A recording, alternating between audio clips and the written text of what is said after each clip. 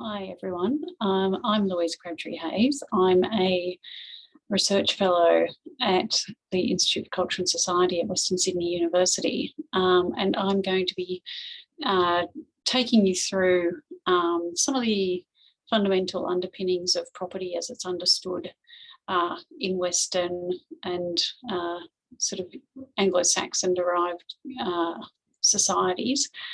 So I firstly want to start out by acknowledging the country that I'm speaking to you from in this video. I'm on the Barramatigal lands of the Darug Nation, and I want to acknowledge the ongoing presence and strength and wonder of country and all of the connections bound up in country, and also extend that respect and acknowledgement to elders past and present, and to any Aboriginal and Torres Strait Islander and other First Nations people who might be listening in and watching this video. So what I'm going to do in this video is talk through the sort of history and baggage, I guess, of property and what property actually is and does. So we're talking about what's bound up in property and why this has become even more problematic, and some opening thoughts on what might be better to help you take you forward in your learning. So what's bound up in property? Essentially, it's a codification of relationships. So it's this idea of I own this or you own that. But what does that actually mean? And it actually relies on and deploys an implicitly agreed framework just in that act of proclaiming that relationship. So it relies on a few things: that I am separate to you. If I say I own this, there's an I operating there that's separate to everything else. That we're both separate to the object in question. If we're talking about owning, a hat, a car, land, we're both separate to it, because that relationship of ownership, as it's performed in Western law, is one, a separation. And that sort of immediately implies that those objects can actually be owned, that that's a thing that's intelligible and that makes sense. And that relies on ownership in itself actually being understood as something that exists. It's not questioned. So it's a lot going on here. And nearly all of it is unstated and just presumed to be universal. It's ownership and relies on all of these aspects of it just being accepted and not questioned. And that's sort of fundamental to the idea of property. So it's really fundamentally bound up with ways of understanding being in the world. So there's a few key authors that I've got up there that you might want to follow up on, and I've got some references at the end that really show the intertwining between ideas of property and time and perceptions of the world and how to be in the world. And a key theme in this writing is this idea of disjuncture, which says that the future is separate to now, and which is separate to the past, and irreversible sequence, so saying that time always moves from the past through the present to the future. And these are very much central features of modernist ideas of progress and everyday time constructs. Again, these are seen as universal and unchallenged, even though they're actually very partial and very culturally specific, and specific to Western Anglo-Saxon cultures in particular. Now, where it gets entangled is that the enclosure of land was predicated on these ideas of movement towards betterment. And it's Debbie Bird Rose in particular who talks about this ironically ever eminent perfection. So the idea that redemption and betterment is always in the future puts you on an endless treadmill, because it's always just around the corner, just around the corner, just around the corner. So it creates this idea that it's always in the future and displaces you from the here and now. It's very much inflected with and emerging from these Judeo-Christian sacrifice narratives where suffering in the present is rewarded or ameliorated by bliss or reward in the future. And you could see that the flip side of that kind of justifies or even requires suffering and sacrifice in the present, almost as a prerequisite for getting that reward. So you can see it's very problematic sort of entanglement of it's all the good stuff's always just around the corner, which makes it permanently unattainable. So as I'm saying, that suffering in the present is seen as a prerequisite for future reward. And these narratives and these understandings of being in the world are crucial in colonisation and in the construction of property law.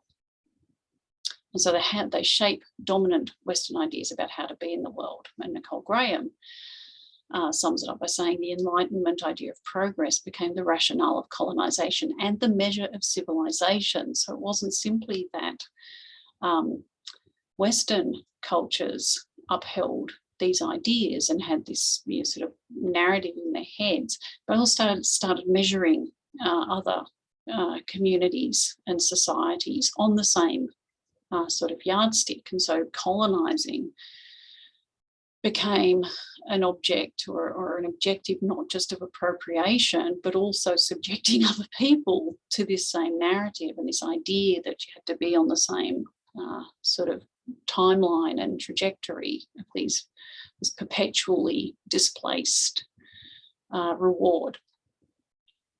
And so in this context, Nick Blomley writes about it, writes about ownership, saying it's seen as good to the extent that it fosters valued behaviours, including responsible citizenship, political participation, and economic entrepreneurship. By extension, people who do not own property, insofar as the ownership model is concerned, are treated with a good deal of ambivalence, suspicion, and even hostility. So this idea of enclosing property and for highest and best use, which is a language that comes from John Locke, that was seen as a totalizing sort of narrative. And if you weren't a person who was subscribing to that belief and that model of being, as Nick Blomley's saying here, you were seen as a little bit dubious, not really a citizen. And he's saying ambivalence, suspicion, and even hostility if you're not on board with that project. So this idea of progress getting scripted down into the very models of how to be. And in this, Debbie Bird-Rose talks about how does history get treated, and she talks about it as a process of conflict and change, such that as the present emerges from and is differentiated from the past, and the future will emerge from and be differentiated from the present. It puts a positive value on change. So it's really crucial, this endless change, progress. We've got to get better, and we'll never get there because it's always in the future. And posits that history or society is moving towards a resolution of conflict and contradiction. So it's this idea that we'll get to utopia, we'll get to heaven, we'll get to this future blissful state. And what that does, she talks about it rendering the present as a hapless moment with constant deflection to an idealized future. So it's completely dislocating. You're completely dislocating from the here and now, because you'll only get on, I'm going to freeze this video because we've got a power outage and we're about to get an announcement on it.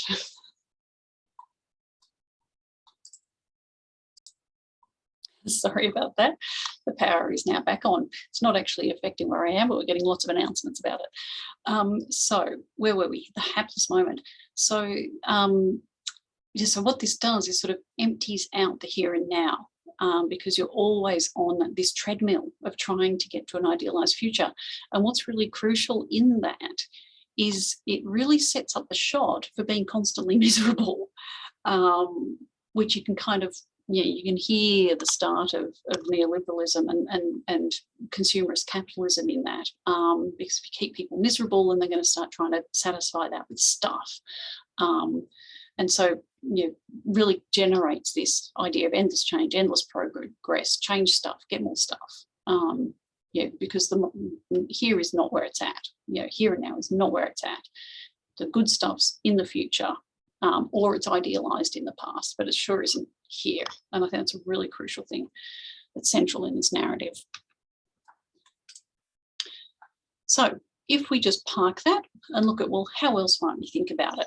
Really, really nice paper from Elizabeth Ermarth, where she talks about time as a perpetual present and the past as a contested and secondary issue, and possibly even a false story, where the future is more like the next bar in a piece of music than it is an anchor function. And I think that's really nice. It really centers things back where we are.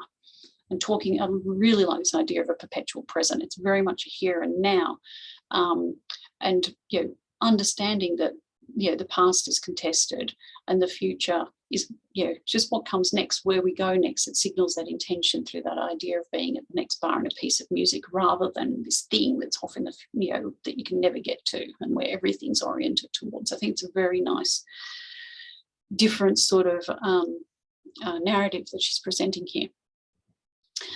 And she says, in such a present, new kinds of relationship with the past can be explored, a past that only exists as a function of a present moment of memory, a past that is frankly selective. Time as an iterative, rhythmic, deliberate present makes room for history only as a particular and current agenda. It makes no room for the past tense narration told by a voice supposedly coming from some ontologically compromised reservoir back there. There is no one back there. It is only us there throwing our voices. And what I love about that is, I mean, she's sort of talking in terms of the separation between past and present, but I think this idea of it's us there throwing our voices, but also the fact that time is iterative actually stitches the two really neatly together. And I think that it actually is a really nice way of thinking about continuity, even though she's saying what's iterative and our memory is partial and selective, but at least that opens it up for narrative and it opens it up for discourse. And the fact that it's us there and throwing our voices talks about both a forward and a backward, if we want to keep in that linear idea, but talks about these multiple understandings of how time might move in terms of memory and the performative nature of narrative and the making of time. So this is Debbie Bird-Rose here talking about perceptions from the Aboriginal communities that she was working with on the Victoria River Downs in the Northern Territory. And she says in that understanding, orientation is towards origins. We here now, meaning we here in the shared present, are distinct from the people of the early days by the fact that they preceded us and made our lives possible. We are the behind mob, those who come after, the future of the domain of those who come after us. They are referred to as the new mob, or those behind us. It seems that we face dreaming and our lives move closer to dreaming. So there's a really nice orientation. It's talking about this layering and the setting of the conditions of life for generations that come after. And so again, it's this very different treatment of time. And she says that on that basis, Aboriginal thought impresses upon us consideration of the thought that to fail is to be doubly at fault. To fail the future is to fail the past. And so she's talking about here about ecological destruction. And she says to kill off chunks of species and connectivities that form the matrix known as country is to start a process that works to erode the traces of life that preceded us. I think that's extraordinary work, extraordinary writing that she's presenting there, and a way of understanding the world. That if you're actually doing damage now, you're actually doing damage back through all those generations. And I think this is incredibly powerful and important and significant work for us to take to heart. So what are the implications of this? That modernist linear narrative creates ideas of progress and improvement that underpin progress narratives and assume that monetary interpretations of value will increase over time. So you can hear in that progress narrative, things are going to get better. The graph's always going to go up. The numbers are always going to improve. Growth, growth, growth, right? So that's where that comes from. But if we think back to property as the codification of relationships, it's only recognising some forms of relationships, sometimes talked about as prioritising exchange value of an object over its use value. So what can I trade this for rather than how useful is it? And on that basis, relationships are foregrounded that are based in exchange and speculation rather than reciprocity or embeddedness. It also reflects and fosters disconnection between people, places, and people, things, and places. And I would also say times, that disjunction between past, present, future, compared to those more entangled understandings that we looked at. It also renders certain ways of being and doing illegible, disregarded, or unacceptable. If you're not signed up for the progress narrative, then you're not a citizen, arguably not even human.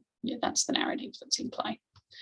So these characteristics set the conditions for deeply exploitative relationships, both between people and between human and non-human life. So why has this become even more problematic? And I say even more in recognition of the fundamental violence of exclusion inherent in private property, especially on unceded sovereign land. So progress and growth narratives and the drive for the instant trading of displaced commodities are actually unworkable systemic flaws. And this is what we're starting to see at the juncture that we're in at the moment. So if we use housing as an example, so this is increasing commodification of homes has actually created secondary markets of these incredibly abstracted financial products traded at lightning speeds on a global scale. So people's homes bundled up, if they're in a mortgage, into a package of mortgage products that are then just calculated in terms of risk and repayment and set loose on the global market and trading in this completely abstract sense. It's disregarded and dislocated from people and places.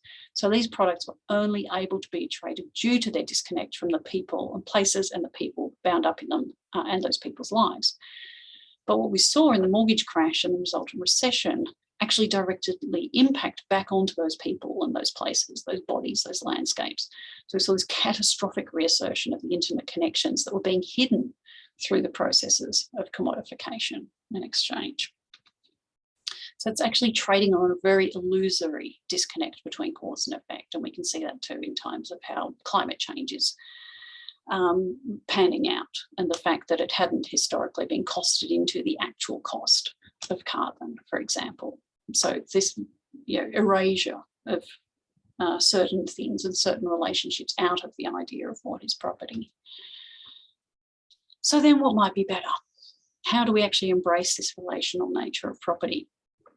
So if we actually understand property as a bundle of rights and responsibilities, that enables us to decide which of these we want to prioritise. So we've seen this historical prioritisation of some and not others, so we can just sit and engage with that and actually think differently about which ones we want to prioritise. And again, turning to Debbie Bird-Rose, she talks about this idea of eco-places as an alternative, and she says the space-time matrix of the living world is a set of eco-places in which life is brought into time and in which time and life are bound into place. The ephemeral in its fidelity returns into place, and the dead bodies sustain country in its life-giving propensity. Eco-place does not exist from nothing. It's an ancestral footprint, a living sign of past action. So again, you can see how that connectivity across time can be brought to bear on the places that we're living in and how we think about them. So how do we do this? If we're thinking about focusing on this series of rights and responsibilities, how do we actually foreground the relationships that we think are worth foregrounding? So I'll talk about this a bit more when I talk about housing.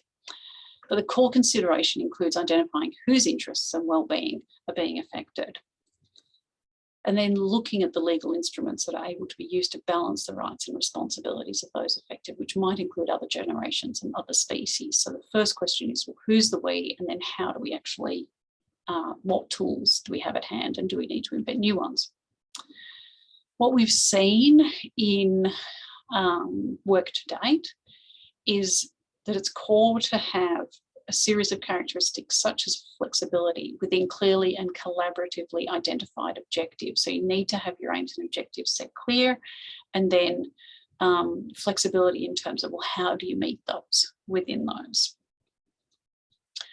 And it resonates with literature and practice on resilience thinking that focus on vision, trust, communication, and iterative learning. So the resilience literature and resilience thinking very much focuses on, well, how do you collaboratively identify the aims and objectives that you want to retain and court it, and how do you then enable the delivery of those to respond to changing circumstances. Very much foregrounds the needs for solid relationships and channels of communication. It's absolutely central to that, rather than any hard and fast rules. It's very much a different kind of framing. It's more about the relationships and those ideas of vision and trust and communication, the ability to receive feedback, learn from it, and bring diverse forms of knowledge into dialogue in order to identify ways forward. It is a growing field and practice. There is much to be learned, or in some instances relearned. So I'll wrap up there. Those are the papers that I was referring to, and books. And if you want to read further on some of the ideas around flexibility and property, there's an article up there in the conversation that I wrote. And the other reason I've put that up there is because after I wrote that, I actually got attacked by Breitbart, the right-wing media website. And that was fascinating, and to me really showed the depth and fury of the values and beliefs that are bound up in Western understandings of property. Because what I say in that article isn't really that radical, but the pile-on was extraordinary.